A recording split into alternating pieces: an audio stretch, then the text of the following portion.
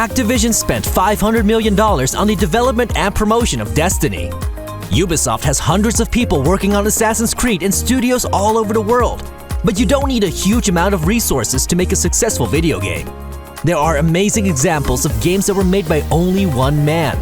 We take a look at 10 of the best games that were made by a single person.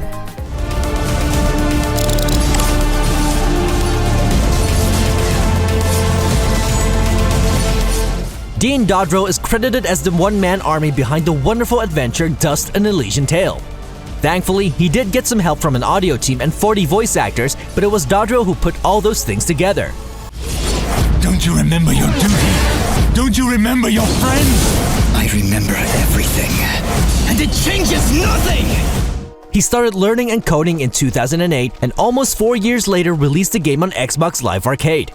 After that, it would launch on iOS, PS4, and Steam as well. The game is praised for its story, animations, atmosphere, and smooth platforming. Dust: An Elysian Tale has sold over 1 million copies worldwide across all platforms. Then will you give me the sword? I really need to get it back home before anyone notices it's gone.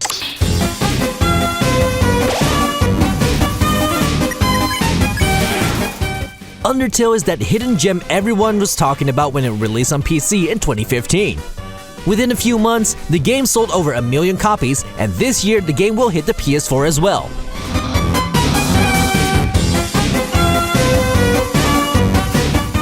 Despite its weird minimalistic graphics, the game was praised for its story, atmosphere, and audio design. Toby Fox took almost 3 years to make this game, which was financed through Kickstarter. Undertale is really one of those cult games you just have to try.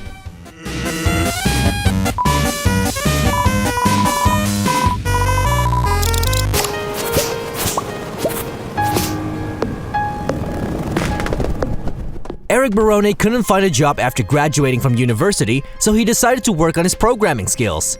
This became Stardew Valley, a modern fan-made alternative to the Harvest Moon series. Features like crafting, quests, and combat were inspired by games like Minecraft and Terraria.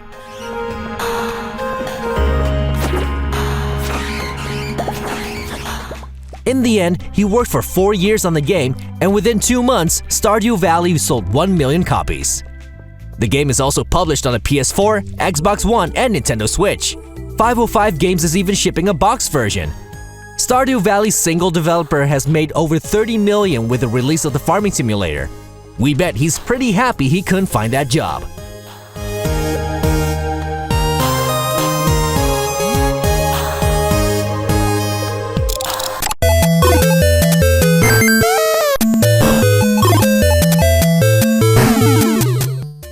Tetris was the killer app for the original Nintendo Game Boy in 1989. But the tile-matching puzzle game had been released in the Soviet Union 5 years before that. It was a game made by Alexei Pajitnov.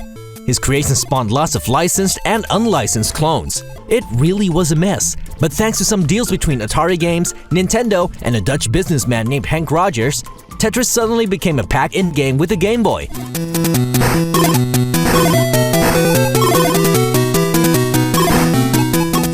Even though many companies made their own versions of Tetris, it was Alexei Pajitnov's very own first version of the game that gave birth to one of the greatest games ever created. Tetris has sold over 425 million copies on mobile devices alone. Not bad for a game that came from the mind of a single man.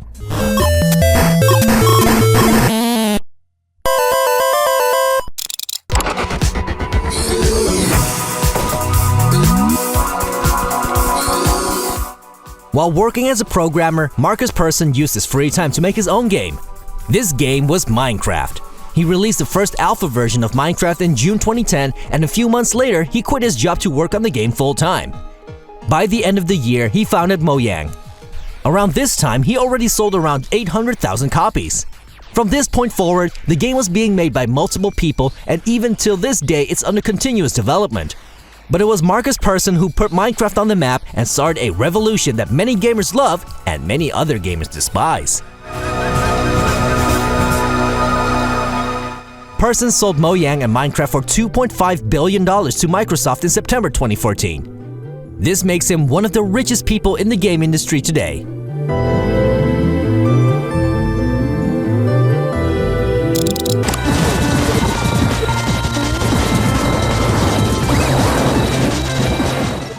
One of the oldest games in this video is Cave Story. This game was made by Daisuke Amaya and paid homage to classic games like Metroid and Castlevania. The game took the internet by storm in 2004. Eventually, ports were released through the online shops of the Nintendo Wii and Nintendo DSi. Enhanced versions of the game hit Steam, the Nintendo 3DS, and eventually also the Nintendo Switch.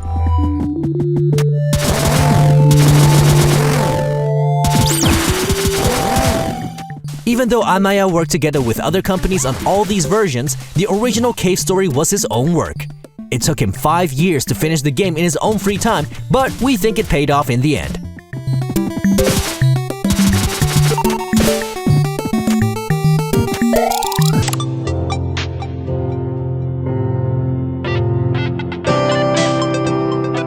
Originally, Thomas Was Alone was released as a browser game on Congregate in October 2010. Mike Bethel was just a guy making games, but when the browser game became popular, he realized he was onto something. Bethel started adding story to the game and had Danny Wallace provide the voice of the narrator. Chris wondered if Thomas was still alive somewhere. He wasn't going to go looking for him, but he did wonder, and that showed character. Thomas Was Alone turned out to be a huge success and sold well over 1 million copies worldwide. We can't imagine you have never heard of this game, but if you didn't, you should really give Thomas some company, because it will be a good time for sure. As the water began to rise, Claire vowed to save this little rectangle in as many restarts as it took.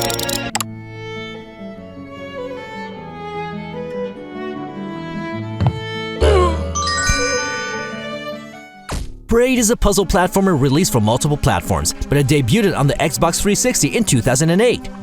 Jonathan Blow made the game as a critique on modern game development and funded the 3-year development with his own money. All the programming and final decisions came from Blow. The game was done in 2006, but in the end, he hired David Hellman for the artwork and he bought licensed music from several artists.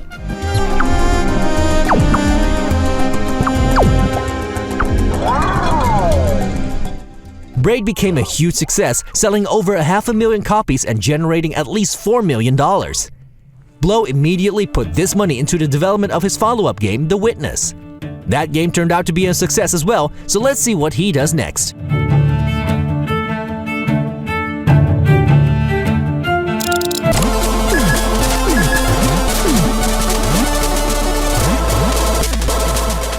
Retro City Rampage is an open-world action-adventure designed by Brian Provinciano. The game is a parody of retro games and pop culture and is very similar to the Grand Theft Auto series. The concept for the game started in 2002 when Provinciano created his own NES dev kit to remake his all-time favorite game, GTA 3, with 8-bit graphics. Later in development, he started to add characters and locations from his childhood, and that's how the idea for Retro City Rampage came to exist.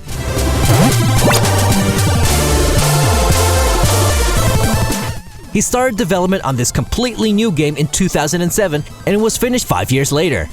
Provinciano got some help with the graphics, but the game was mostly his own work. Retro City Rampage sold almost 500,000 copies.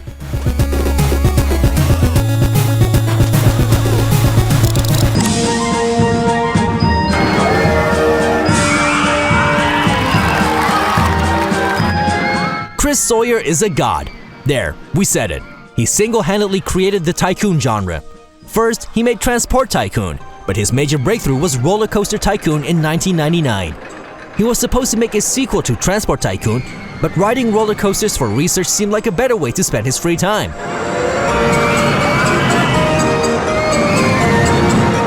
Over the course of 2 years, Sawyer wrote the code for the game, while Simon Foster helped him out with the graphics.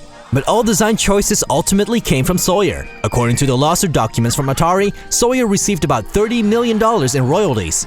Chris, we will ever be grateful for the fun times you brought to us while growing up.